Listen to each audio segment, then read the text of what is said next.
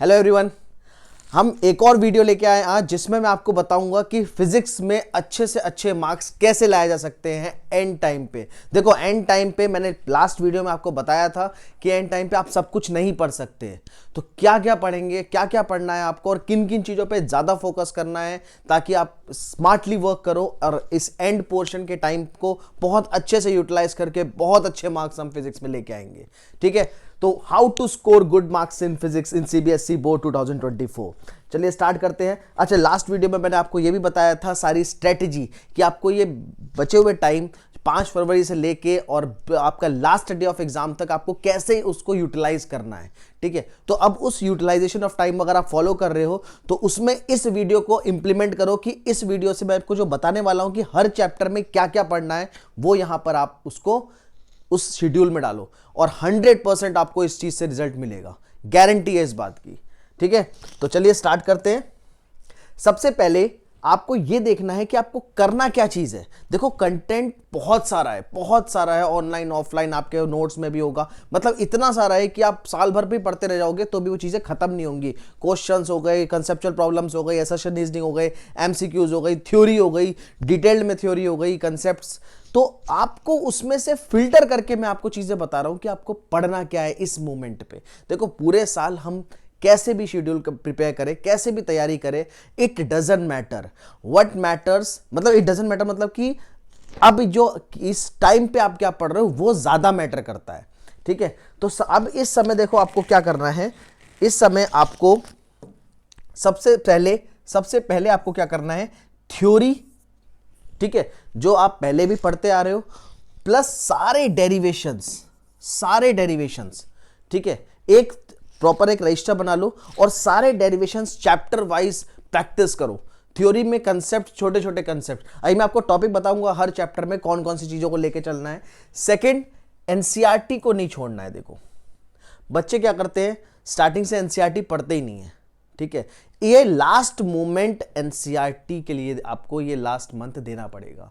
NCERT की line by line reading करो, बहुत अच्छी चीजें, स्ट्रेट फॉरवर्ड आपको चीजें वहां मिलेंगी। देखो, आप चीजें पढ़ चुके हो, नोट्स पढ़ चुके हो, अब नोट्स पढ़ने के बाद आप एनसीईआरटी की रीडिंग करो, आपको चीजें समझ में आएंगी। इनिशियली आप एनसीईआरटी उठाओगे तो बच्चों को ऐसा लगता है कि इसमें क्या लिखा है, नहीं समझ में आ रहा है। एनसीईआरटी में बहुत अच्छी इंफॉर्मेशन और सीधे स्ट्रेट फॉरवर्ड इंफॉर्मेशन होती हैं, तो वो आपको बहुत ज़्यादा हेल्प करेंगी कंसेप्ट को डेवलप करने में।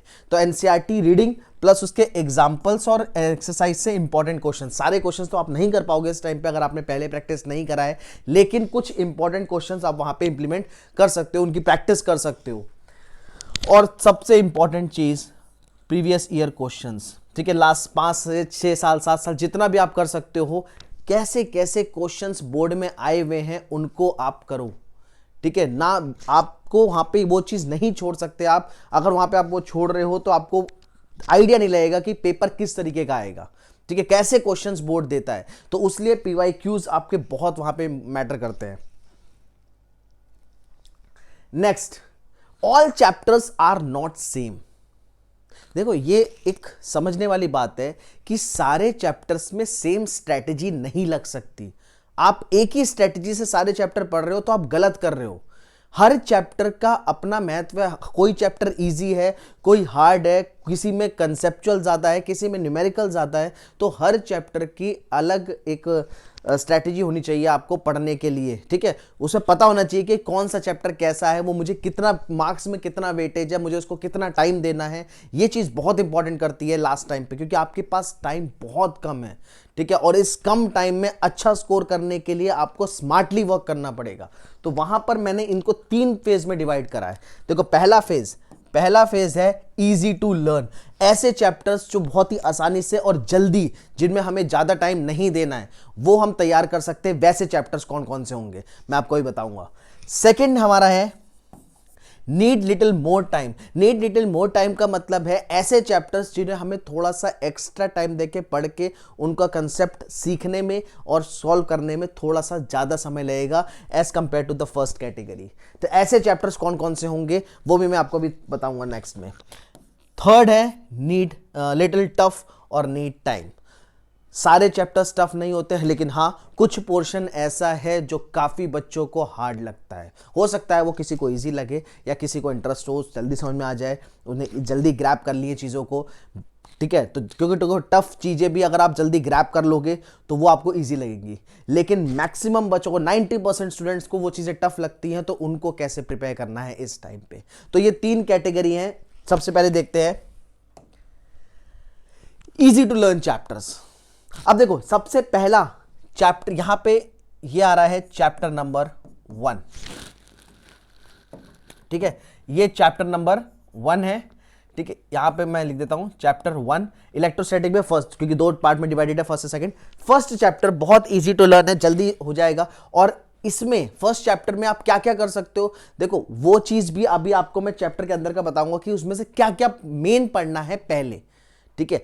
अगर टाइम मिलेगा तो आप बाकी चीजों को भी डील करोगे, लेकिन अगर आपके पास बहुत लिमिटेड टाइम है और वहां से आपको नहीं पता कि क्या पढ़ना है, तो वो चीज में आपको ये वीडियो में बहुत अच्छे से समझ में आ जाएगी कि सबसे पहले आपको क्या प्रिपेयर करना है। इजी टू लर्न चैप्टर में सेकंड चैप्टर है आपका चैप्टर नंबर 5, जो छोटा चैप्टर भी है और जल्दी लर्निंग चैप्टर याद भी हो जाएगा। बेसिकली इसमें आपको क्या क्या करना है वो भी मैं आपको भी चैप्टर वाइज में बताऊंगा। उसके बाद है चैप्टर नंबर 6 इलेक्ट्रोमैग्नेटिक इंडक्शन, फिर चैप्टर नंबर 8 इलेक्ट्रोमैग्नेटिक वेव्स, फिर चैप्टर नंबर 11, 12 और 13 ड्वेल नेचर एटम्स और न्यूक्लियाई। ये सारे ऐसे चैप्टर्स हैं जो ज़्यादा टाइम नहीं लगता जिन्हें प्रिपेयर करने में, जो बहुत आसानी से, अगर आपको पता है, अगर आपके पास सही गाइडेंस है, तो ये बहुत आसानी से ये चैप्टर, अगर आपने थ्योरी भी नहीं पढ़ोगे पूरा प्रॉपरली, तो इसको वन शॉट से भी प्रिपेयर कर सकते हो। मैं इसका वन शॉट भी बना रहा हूँ आपके लिए, ताकि आप एक बार में लिमिट कम से कम टाइम में इनको प्रिपेयर कर सको, जो आपके बोर्ड में चीज़ें यूज होंगी, ठीक है। तो ये chapters very easy to learn है, इन्हें आप सबसे पहले प्रिपेयर करो अकॉर्डिंग टू माय एडवाइस। सबसे पहले इनको प्रिपेयर करो। सबसे जरूरी बात कि छोटे चैप्टर्स हैं, छोटे चैप्टर्स हैं और जल्दी प्रिपेयर होंगे, जिससे आपका मेंटल लेवल भी सही रहेगा कि हाँ मेरी चीज़ें प्रिपेयर हो रही हैं, तो फालतू की टेंशन नहीं आएंगी, स्ट्रेस नहीं आएगा। और आप इनको, ये स्कोरिंग चैप्टर्स भी हैं, इनकी वेटेज देखोगे तो ये काफ़ी स्कोरिंग आपको मार्क्स दिला सकते हैं। स्पेशली यहाँ पे ये 11, 12, 13 जिसमें बहुत ही लिमिटेड, और आपको पता है ऐसी चीज़ें हैं जो डायरेक्टली आनी ही आनी है किसी ना किसी फॉर्म में, तो वो चीज़ आपको बहुत हेल्प करेगी यहाँ पर। वो मैं आपको चैप्टर वाइज दूंगा। तो ये सारे चैप्टर्स हम वन शॉट वीडियो से प्रिपेयर कर सकते हैं। ये ऐसे चैप्टर्स हैं, ठीक है, इनकी मैं आपको पूरे के पूरी वन शॉट वीडियोस बना के दूंगा इसी महीने, और आप बहुत आसानी से इनको तैयार कर सकते हो। Next, moderate chapters. Moderate chapters कौन से हैं? देखो मॉडरेट चैप्टर्स ऐसे हैं जहां पे आपको कंसेप्ट बिल्ड करना पड़ेगा, थोड़ा सा उन्हें समय देना पड़ेगा सीखने के लिए। इलेक्ट्रोस्टैटिक का चैप्टर नंबर 2, मैं इसको क्यों कह रहा हूं, हालांकि ये इजी फॉर्म में भी होता है, लेकिन कुछ बच्चों को कंसेप्ट कैपेसिटर को लेके, पोटेंशियल को लेके जल्दी डेवलप नहीं हो पाता है, तो उनके लिए ये थोड़ा सा मैंने मॉडरेट चैप्टर में लेवल में रखा है, हालांकि ये इजी ही है, ठीक है। दूसरा chapter number 3 current electricity, and after that chapter number 7 alternating current, ठीक है। और सेमीकंडक्टर चैप्टर 14। अब आप कहोगे सर सेमीकंडक्टर तो बहुत आसान चैप्टर है। आसान है लेकिन पढ़ने वाला है। उसमें चीज़ें कुछ ऐसी हैं जो आपको कंसेप्चुअली थोड़ा सा प्रॉब्लम्स में, कंसेप्चुअल प्रॉब्लम्स में आपको प्रॉब्लम ना करे, तो उनको थोड़ा सा समय देके पढ़ना है। सीधे सीधे ऐसा नहीं कि पी इंजेक्शन क्या होता है, बाइसिंग क्या होता है, वैसे पढ़ लेकर चलेगा कि मैं सेमीकंडक्टर तैयार हो गया, ऐसे तैयार नहीं होता है चीज़ें, ठीक है। तो इसमें आप क्या करोगे, इसमें वन शॉट वीडियो से एंड टाइम पे तो आपको काम आएंगी ही, साथ ही में इन चैप्टर्स की पीवाईक्यूज करो, क्योंकि एंड टाइम पे आप डिटेल में तो नहीं कर सकते, ठीक है। तो एनसीईआरटी के इंपॉर्टेंट क्वेश्चन और पीवाईक्यूज वैसे इसमें कवर हो जाएगा, तो पीवाईक्यूज भी कर लोगे तो भी काफी चीजें कवर हो जाएगी कि इन चैप्टर से क्या क्या चीजें आई हैं पहले, ठीक है। तो उससे आपको बहुत ज्यादा हेल्प मिल जाएगी। नेक्स्ट हम देखते हैं टफ चैप्टर्स। अब टफ चैप्टर में कौन कौन सी चीजें हैं? ओके, एक थोड़ा सा मिस्टेक है यहाँ पर पीपीटी में, मैं थोड़ा सा इसको चेंज करना चाहूँगा। टफ चैप्टर में देखो, एक ये थोड़ा सा रिपीट हो गया है।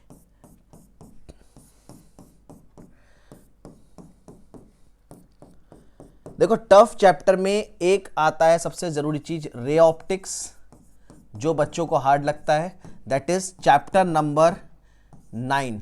उसके बाद आता है chapter number 10, that is wave optics, ठीक है, और साथ में काफी बच्चों को ये इसमें ही प्रॉब्लम होती है, चैप्टर 7, ठीक है, moving charges and magnetism, moving charges and magnetism, ठीक है। तो ये चैप्टर्स, ये 3 चैप्टर्स हैं। तो इसमें बेसिकली ये जो ऑप्टिक्स वाला पार्ट है, ऑप्टिक्स वाला पार्ट है, काफी बच्चे इसको छोड़ के जाते हैं, ठीक है, लेकिन ये बहुत बड़ा वेटेज है आपके मार्क्स में। मतलब चैप्टर देखो 8 इलेक्ट्रोमैग्नेटिक वेव्स, 9 और 10 अकेला ये जो मिला के चैप्टर्स है ना, ये 18 मार्क्स का वेटेज है पूरे 70 मार्क्स के पेपर में। अब मान लो अगर 4 नंबर का भी हमारा इलेक्ट्रोमैग्नेटिक वेव से आ जाता है तो 14 मार्क्स का अकेले, 14 to 15 मार्क्स का अकेले यहाँ आपको ऑप्टिक्स से निकलेगा क्वेश्चंस। तो ये तो आप छोड़ नहीं सकते, है ना। तो ये थोड़ा सा चीजें करने वाली हैं, तो आपको ऐसे टाइम निकालना है ताकि आप इसे थोड़ा सा टाइम दे सको और इस ऑप्टिक्स को भी प्रिपेयर कर सको। नेक्स्ट चलते हैं। अब हर चैप्टर से पढ़ना क्या है, इस लास्ट बचे हुए टाइम में हर चैप्टर से आप क्या क्या पढ़ोगे कि आपकी चीजें कवर भी हो जाए, ठीक है, और आपको ज्यादा टाइम भी ना देना पड़े, हर चैप्टर में स्मार्टली वर्क करना है। तो उसके लिए सबसे पहले चैप्टर 1 और 2 में क्या पढ़ना है, आप सबसे पहले तैयार करो गॉस लॉ और उसके एप्लीकेशंस। किसी ना किसी फॉर्म में क्वेश्चंस मिलते ही हैं, ठीक है। तो सबसे पहले आपको गॉस लॉ और उसके एप्लीकेशंस तैयार करने हैं फ्लक्स का कंसेप्ट के बाद। और सॉरी, दूसरा, ये तो चैप्टर 1 का है। दूसरा, चैप्टर 2 से कैपेसिटर तैयार करो। इसमें आपका लॉन्ग का भी कंसेप्ट तैयार हो जाएगा। गॉस लॉ क्वेश्चंस का एप्लीकेशन के साथ लॉन्ग में भी आ सकता है, ठीक है, 3 मार्क्स में भी आ सकता है। कैपेसिटर केस स्टडी के फॉर्म में भी आ सकता है, लॉन्ग में भी आ सकता है। किसी ना किसी फॉर्म में कैपेसिटर का किसी ना किसी सेट में क्वेश्चन होता ही है, ठीक है।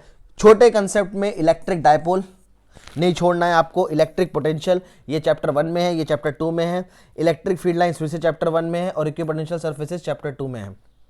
ये कुछ ऐसे माइनर पार्ट्स भी हैं, मेजर आपके गॉस लॉ और कैपेसिटर है, इनको तो बिल्कुल नहीं छोड़ के जाना। तो चैप्टर 1 से सबसे पहले आप इन चीजों पे फोकस करेंगे और इनको तैयार करेंगे, ठीक है।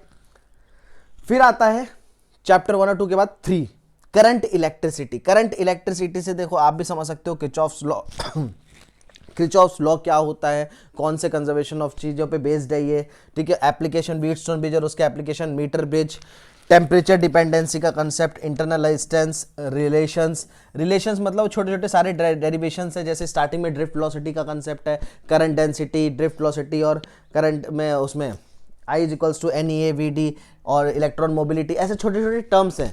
तो वो आपके 1 मार्क्स में या कहीं ना कहीं कंसेप्ट में काम आते हैं, तो उनसे वो सारे रिलेशंस आपको प्रिपेयर करने हैं और ये चीज़ें तो छोड़ के जानी नहीं है बिल्कुल। इसके बाद चैप्टर नंबर 4 में आता है moving charges and magnetism. Moving charges and magnetism में देखो स्टार्ट तो होता है बायो-सवर्ट लॉ, ऑस्टेड एक्सपेरिमेंट से एप्लीकेशंस, उसके बाद एम्पेयर सर्किट लॉ उसके एप्लीकेशंस। लेकिन आपको यहाँ पर, ठीक है, ये दोनों एम्पेयर सर्किट लॉ, बायो-सवर्ट लॉ उसके एप्लीकेशंस तो आप कर ही रहे हो, साथ में ये forces per unit length between parallel wires, इनको, और लास्ट सबसे इंपॉर्टेंट गैल्वेनोमीटर और उसका कंसेप्ट, पूरा टॉर्क का कंसेप्ट, ठीक है, जो इसका प्रिंसिपल है गैल्वेनोमीटर का, गैल्वेनोमीटर और conversion of galvanometer into ammeter और conversion of galvanometer into voltmeter. ये पोर्शन बहुत अच्छे से पढ़ के जाना है, इसको नहीं छोड़ना, ये पोर्शन बहुत अच्छे से पढ़ के जाना, ये बहुत इंपॉर्टेंट है। उसके बाद चैप्टर 5, देखो चैप्टर 5 पे ज़्यादा टाइम नहीं देना है आपने। चैप्टर 5 को आप बहुत आसानी से प्रॉपर्टीज जो टेबल मैंने पढ़ाई है 1 शॉट वीडियो में, वहां से प्रिपेयर कर सकते हो, ठीक है। Magnetic material, paramagnetic material, ferromagnetic material, आप प्रॉपर्टीज वहां से प्रिपेयर कर सकते हो। और जो छोटे छोटे डेफिनेशंस हैं, ऑल टर्म्स, टर्मिनोलॉजीज, वो भी उसी में, मतलब उस 1 शॉट वीडियो में आपका पूरा कवर हो जाएगा, जो आपको चैप्टर नंबर 5 में आपको सबसे पहले पढ़ के जाना है इनिशियली। फिर है chapter number 6 electromagnetic induction. Electromagnetic induction में फ्लक्स का कंसेप्ट पढ़ोगे आप, ये भी पूरा 1 शॉट से बहुत आसानी से तैयार हो जाएगा। 1 शॉट वीडियो इसकी मैं आज डालने वाला हूं, ठीक है, रात तक इसकी 1 शॉट वीडियो आ जाएगी। तो flux, Lenz's law, Faraday's law of electromagnetic induction, self induction concept और म्यूचुअल इंडक्शन का कंसेप्ट, ये एक ही वीडियो में पूरा कवर हो जाएगा। और ये चैप्टर आपको आराम से, इस चैप्टर में आप स्कोर कर सकते हो, ये ईजी भी है, जल्दी तैयार भी हो जाएगा, ठीक है। चैप्टर नंबर 7, बहुत बच्चे चैप्टर नंबर 7 को भी कहते हैं एलसीआर बहुत हार्ड है, एलसीआर नहीं होगा, शार्पनेस ऑफ रेजोनेंस, रेजोनेंस में दिक्कत आती है, ठीक है, पावर फैक्टर, उसके बाद यहाँ से तो कुछ नहीं है इसमें भी। आप ये एलसीआर वाला पार्ट मैंने एक सीबीएसई सीरीज में इसको वन शॉट में सिर्फ एलसीआर पढ़ा रखा है, वन शॉट में सिर्फ एलसीआर पढ़ा रखा है। अगर आपको वैसे ना मिले तो आप प्लेलिस्ट में जाओ और प्लेलिस्ट में सीधे चैप्टर नंबर 7 का खोलोगे तो चैप्टर नंबर 7 में एक वन शॉट में ये एलसीआर मिलेगा आपको, ठीक है, वन शॉट में एलसीआर मिलेगा। अभी दूसरे एक बार में एक वन शॉट वीडियो में मैं आपको ट्रांसफार्मर और एसी जनरेटर भी पढ़ा दूंगा, ठीक है, शार्पनेस ऑफ रेजोनेंस भी उसमें कवर हो जाएगा। तो एक दो शॉर्ट वीडियोस है, ये दो पार्ट में डिवाइडेड है, इस वीडियोस को आप वहां से प्रिपेयर कर सकते हो इस चैप्टर को। एलसीआर बिल्कुल हार्ड नहीं है, वो वीडियो आप एक बार देखोगे, मैं 100% गारंटी के साथ कह रहा हूं, वो 2 घंटे में पूरे एलसीआर को मैंने डिटेल में पढ़ाया है वो वीडियो में। तो आप एलसीआर वहां पर आपका 100% तैयार हो जाएगा वहां से, ठीक है। ट्रांसफार्मर और एसी जनरेटर छोड़ के नहीं जाना है आपको, ये 4 कंसेप्ट बिल्कुल ऐसे ऑल्टरनेटिंग करंट से, और इसमें काफ़ी ज़्यादा छोटे छोटे रिलेशंस भी हैं, मतलब फॉर्मूले हैं, उनको भी आपको अच्छे से पढ़ना है। जैसे इंडक्टिव रिएक्टेंस क्या होता है, कैपेसिटिव रिएक्टेंस क्या होता है, ऐसे छोटे छोटे सारे फॉर्मूले एक्सी एक्सेल आपको पढ़ के जाने हैं इसमें। उसके बाद चैप्टर 8 इलेक्ट्रोमैग्नेटिक वेव्स में मैक्सवेल की 4 इक्वेशंस मॉडिफाइड जो थी, डिस्प्लेसमेंट करंट का कंसेप्ट, उसमें ईएम वेव्स और उसकी प्रॉपर्टीज, ठीक है, इलेक्ट्रोमैग्नेटिक वेव्स और उसकी प्रॉपर्टीज पढ़ लोगे आप, ये तो छोटे छोटे टॉपिक है। और इलेक्ट्रोमैग्नेटिक स्पेक्ट्रम एक टेबल से तैयार हो जाएगा, इसकी एक वीडियो आएगी वन शॉट की वीडियो, उसमें इलेक्ट्रोमैग्नेटिक स्पेक्ट्रम की टेबल से तैयार हो जाएगी पूरी। फिर चैप्टर नंबर 9, अब ये थोड़ा सा टफ चैप्टर आता है, मतलब मेरे लिए नहीं लेकिन बच्चों के हिसाब से थोड़ा सा कहते हैं कि ऑप्टिक्स टफ है, ऑप्टिक्स टफ नहीं होती है, ऑप्टिक्स थोड़ा सा टाइम मांगती है करने के लिए, ठीक है।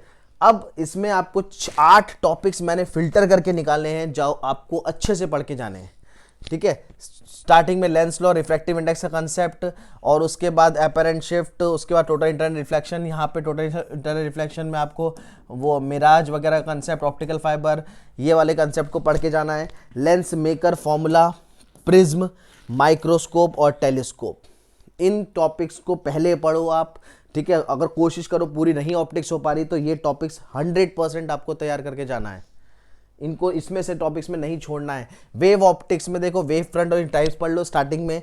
दूसरा interference, Young's double slit experiment, ये छोटे छोटे टर्म्स हैं इसमें, जिसमें condition of maxima, minima, minima, fringe width, intensity, constructive, destructive और डिफ्रैक्शन, ये 3 टॉपिक इसमें अच्छे से पढ़ के जाने हैं आपने। ड्वेल नेचर ऑफ रेडिएशन में पूरा का पूरा चैप्टर में फोटो इलेक्ट्रिक इफेक्ट है, इसके सारे ग्राफ जैसे threshold, frequency, cut off voltage, ठीक है। इस फोटो इलेक्ट्रिक इफेक्ट को 100% तैयार करना है, इसको तो आपने नहीं छोड़ना फोटो इलेक्ट्रिक इफेक्ट में, ठीक है। थोड़ा सा इनिशियली इंट्रोडक्शन के केस में फोटोन्स के बारे में भी पढ़ लेना, और डी ब्रॉगली हाइपोथेसिस उसमें थोड़ा सा इसको भी देख लेना, लेकिन फोटो इलेक्ट्रिक इफेक्ट को तो आपको बिल्कुल लॉन्ग क्वेश्चन एक पूरा तैयार कर लो, इसको, इसके सारे पार्ट्स को तैयार कर लो, उसकी इफेक्ट ऑफ इंटेंसिटी, फ्रीक्वेंसी, दोनों सब चीज़ें तैयार करनी है, उसमें छोड़ना नहीं है कुछ भी। एटम्स में रदरफोर्ड अल्फा स्कैटरिंग एक्सपेरिमेंट सबसे पहले पढ़ोगे, उसका बोर्स का पढ़ोगे। अच्छा, रदरफोर्ड अल्फा स्कैटरिंग एक्सपेरिमेंट में आपका छोटे छोटे टर्म्स भी हैं वहाँ पे, जैसे impact parameter, distance of closest approach, distance of closest approach, ये कुछ ऐसी चीज़ें हैं जो पेपर में कहीं ना कहीं मिल जाती हैं, तो इनको छोड़ना नहीं है आपने। बोर्स मॉडल, जिसमें उसके रेडियस का एक्सप्रेशन, वेलोसिटी का, एनर्जी का एक्सप्रेशन और स्पेक्ट्रल सीरीज ऑफ हाइड्रोजन का एनर्जी लेवल डायग्राम, इतना सफिशिएंट है एटम्स चैप्टर में, बिल्कुल अच्छे से पढ़ के जाने के लिए। और न्यूक्लियाई में बाइंडिंग एनर्जी कर्व अच्छे से तैयार कर लो, बाइंडिंग एनर्जी कर्व, मास इफेक्ट, पैकिंग फ्रैक्शन, ये कुछ ऐसे टर्म्स हैं जो आपको पढ़ने हैं, ज़्यादा उसमें डिटेल में नहीं जाना है, ठीक है। अगर आपके पास टाइम नहीं है तो, अगर टाइम है तो आप न्यूक्लियर फ्यूजन भी देखना है, वो नहीं छोड़ना। लास्ट चैप्टर सेमीकंडक्टर, जो अकेला चैप्टर है जो 7 मार्क्स देता है आपको, अकेले इस चैप्टर से 7 नंबर का आएगा। तो यहां पे आपको N type, P type, intrinsic, extrinsic semiconductor के बारे में अच्छे से पढ़ के जाना है। पीएन जंक्शन को तो 100% आप तैयार करोगे, एक पीएन जंक्शन और एक रेक्टिफायर, इसको तो छोड़ना नहीं है। देखो पीएन जंक्शन में क्या क्या चीजें आपको नहीं छोड़नी, डिफ्यूजन करंट आपको पता होना चाहिए क्या होता है, ड्रिफ्ट करंट आपको पता होना चाहिए क्या होता है, डिप्लीशन रीजन क्या होता है, पीएन जंक्शन कैसे फॉर्म होता है, how PN junction is formed, ठीक है, कैसे पीएन जंक्शन फॉर्म होता है, बायसिंग क्या होती है, फॉरवर्ड बायसिंग, रिवर्स बायसिंग, और उसका कैरेक्टरिस्टिक कर्व जो आता है पीएन जंक्शन का, वो तैयार करके जाना है। और रेक्टिफायर 2 टाइप के होते हैं, हाफ वेव रेक्टिफायर और फुल वेव रेक्टिफायर। ठीक है, हाफ वेव और फुल वेव रेक्टिफायर, इन दोनों को पढ़ लेना है। तो इतना चैप्टर तो सबसे पहले जो ये पोर्शन है ये तैयार करना है आपने। सारे चैप्टर में से ये जो मैंने आपको बताया वीडियो में, इस एक एक टॉपिक को लेके बैठ जाओ, वन शॉट वीडियो या जहां से आपको अच्छा लग रहा है, जैसे अच्छा लग रहा है, नोट्स आपके पास है, कैसे भी है, लेकिन इन वीडियोस को, इस टॉपिक्स को पहले करना है। कुछ भी हो जाए, इन वीडियोस को पहले करना है और ये सारे टॉपिक्स प्रिपेयर कर लो। मैं आपको गारंटी देता हूं कि इन टॉपिक्स को प्रिपेयर करने के बाद आप बहुत कंफर्टेबल फील करोगे और आपका एग्जाम भी अच्छा जाएगा, आपको दिक्कत नहीं होगी, क्योंकि इस काफी ज्यादा पेपर इन पोर्शन से फंसेगा, मैक्सिमम टू मैक्सिमम। अब बात आती है लास्ट में, how much I need to study. अब इस टाइम पे कितना पढ़ें? देखो, इस टाइम पे पहली बात तो आपके पास लिमिट नहीं है। आपके पास इतना टाइम है नहीं कि आप सोच सको कि मैं सिर्फ 2 घंटे पढ़ूंगा, मैं सिर्फ 3 घंटे पढ़ूंगा। ये चीज पॉसिबल है ही नहीं आपके लिए, क्योंकि मैं सिर्फ बात कर रहा हूं एक सब्जेक्ट की और मेरे से 5 गुना जो प्रेशर है वो इस समय आपके पास है, क्योंकि आपके पास 5 सब्जेक्ट है। तो उनको कैसे डिफरेंट आपको डिवाइड करना है, ये ऑलरेडी मैं स्ट्रेटेजी अपनी पहली वीडियो में बता चुका हूं। नहीं देखा है तो एक बार देखो, उसको स्ट्रेटेजी आपको बहुत ज्यादा काम आएगी। मेरे पास काफी अच्छे रिस्पॉन्स भी आए थे डालने के बाद कि हम फॉलो कर रहे हैं 2-3 दिन से, और वो ऑर्गेनाइज्ड वे में है, तो हमें फायदा भी मिल रहा है उस चीज को लेके। अब सब बात आती है कि कितना पढ़ना है। ठीक है, तो कितना पढ़ना है, तो मेरे हिसाब से तो आपको 8 से 10 घंटे तो मिनिमम देने ही पड़ेंगे एक दिन में, मिनिमम टू मिनिमम, ताकि आपके मेन पीसीएम वाला पोर्शन जो है वो पूरा कवर हो सके। ठीक है, तो 8 से 10 घंटे तो देना ही पड़ेगा। आप 2 घंटे डिस्ट्रीब्यूट कर रहे हो, पर्टिकुलर सब्जेक्ट को 3 घंटे कर रहे हो, वो आपके ऊपर है। ठीक है, तो आई होप इस चीज को आप इंप्लीमेंट करोगे और आपको इस चीज से फायदा मिलेगा। अगर फायदा मिलता है तो प्लीज मुझे मैसेज करके जरूर बताना। अब हम नेक्स्ट में वन शॉट वीडियोस पे वर्क करने वाले हैं और वन शॉट वीडियोस में आपके लाने वाला हूं, तो आप प्रिपेयर करते रहो एंड आई होप कि आपका अच्छा रिजल्ट आए। Thank you.